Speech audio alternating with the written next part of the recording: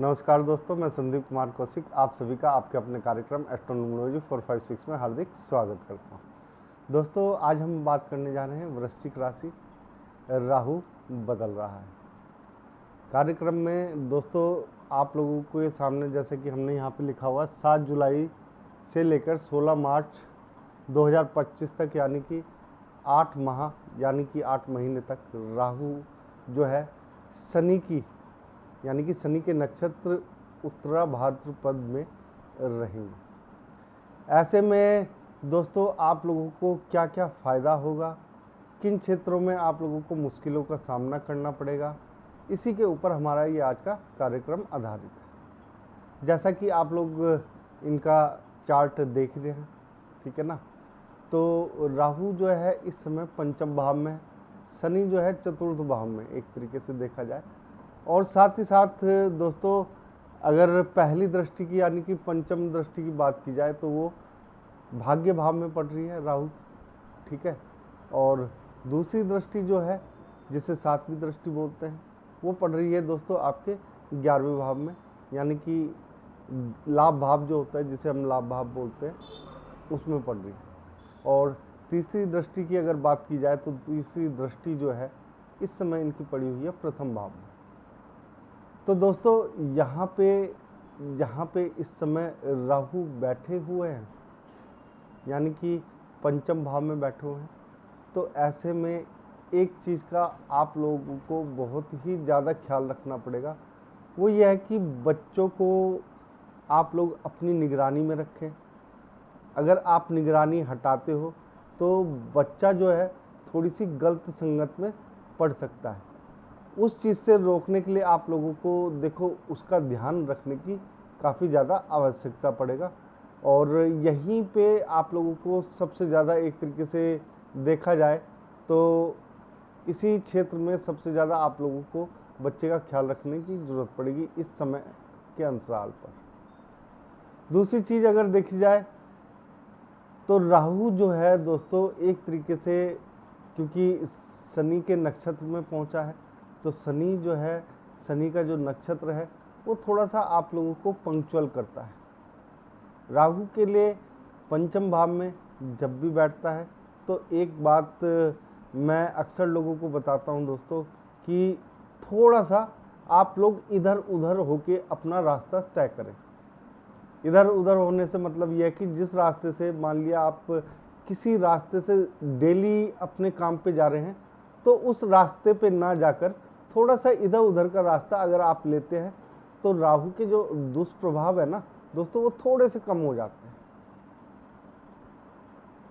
यहाँ पे देखो जो प्रेमी प्रेमिका है, ठीक है ना, तो उनके लिए थोड़ा सा ऊपर नीचे रहेगा ही रहेगा, क्योंकि राहु जो है दिमाग का कारक है। कब क्या सोचे कब क्या कर दे।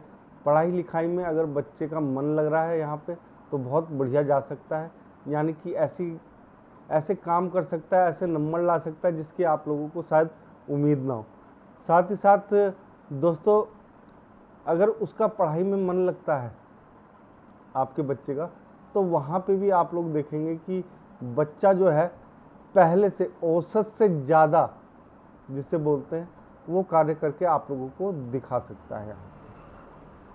यहाँ पे एक चीज़ जो है, आप लोगों को कोई नया जीवन साथी जिसकी शायद आप लोग तलाश कर रहे हो वो मिलने के चांसेस बन जाते हैं, क्योंकि जब भी शनि के नक्षत्र में जाता है राहु तो अचानक से कोई ना कोई ऐसा व्यक्ति मिल जाता है जिससे आप लंबे समय तक, यानी कि या तो आप प्रेम संबंधों में रहेंगे या वो प्रेम संबंध जो है आपके शादी में तब्दील हो सकते हैं।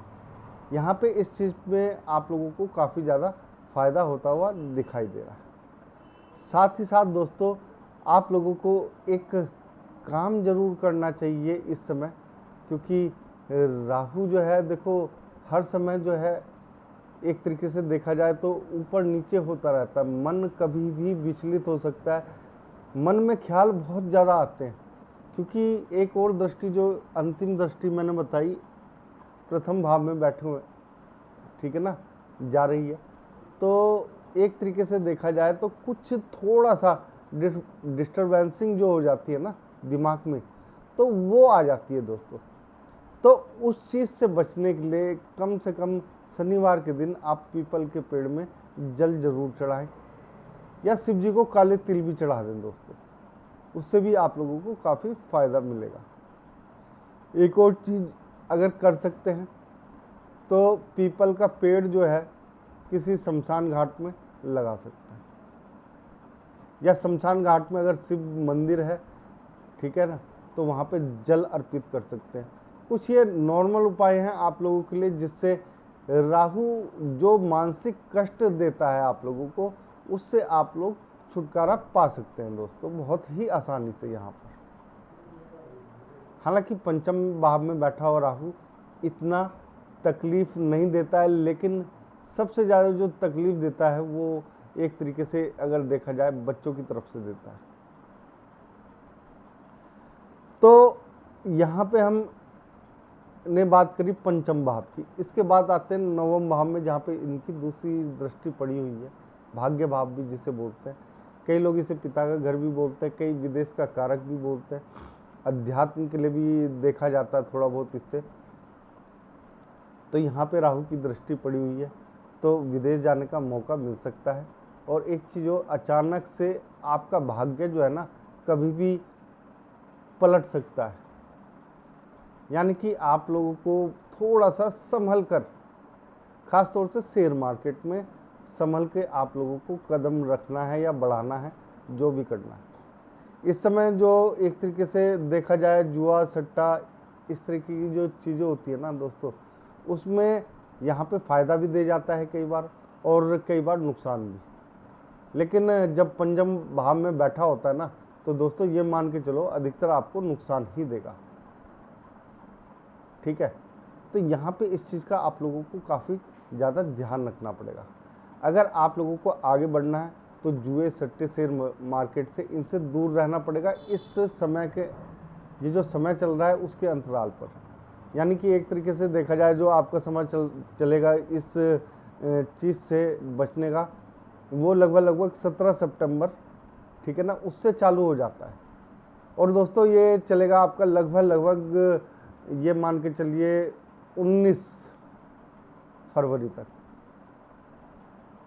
तो इस अंतराल पर राहु के ये जो एक तरीके से उतार चढ़ाव है आप लोगों को देखने को मिलेंगे, तो उस चीज़ से आप लोग इस तरीके से बच सकते हैं। तो इस क्षेत्रों में ना जाएं, पैसा इन्वेस्ट ना करें इस समय के लिए, नहीं तो थोड़ा सा आप लोगों को हानि उठानी पड़ सकती है।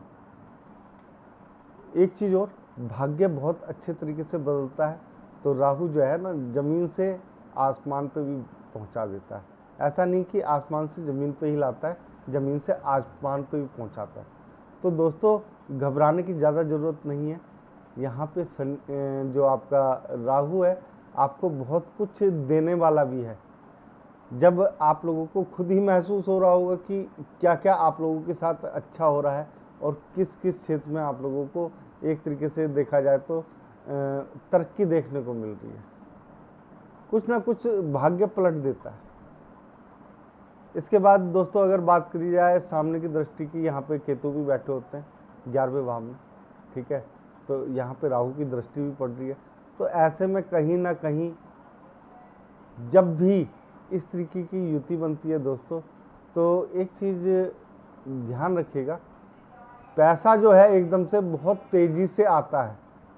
किस रास्ते से आएगा ये आपको पता नहीं लगेगा, लेकिन जब भी आएगा जितना सोचा है उससे 5 गुना ज़्यादा तक भी आ सकता है।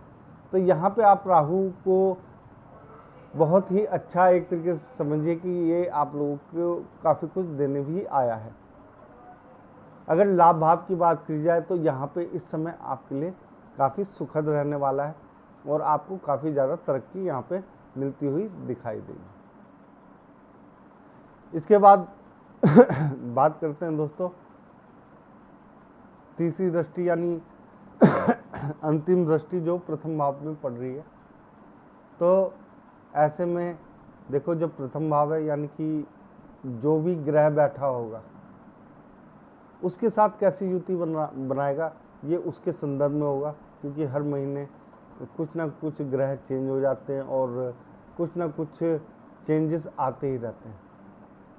तो दोस्तों यहाँ पर अगर देखा जाए तो ये मंगल की राशि है, ठीक है। मंगल की राशि यानी कि क्रोध की राशि है। राहु और अगर मंगल पे अगर राहु की दृष्टि पड़ती है तो या दोनों साथ बैठते हैं तो आप लोगों को मालूम है अंगारक योग बन जाता है राहु और मंगल, ठीक है। लेकिन यहाँ पे भी आप लोगों को उस संदर्भ में काफ़ी कुछ देखने को मिल सकता है। इस प्रकार की जो चीज़ें होती हैं दोस्तों, ठीक है ना। तो यहाँ पर अगर आप देखेंगे तो इतना ज़्यादा साइड इफ़ेक्ट नहीं दे पाएगा, क्योंकि तीसरी दृष्टि है राहु की, और तीसरी दृष्टि मेरे अपने हिसाब से इतनी पावरफुल नहीं होती है जितनी कि इसे होना चाहिए। होती है कई बार, काफ़ी अच्छा काम भी करती है, लेकिन उसके उपाय होते हैं। लेकिन अगर प्रथम भाव में कभी भी राहु की दृष्टि पड़े तो उसके लिए जो मैंने उपाय बताए थे अभी पीछे, वो भी आप लोगों को करने चाहिए।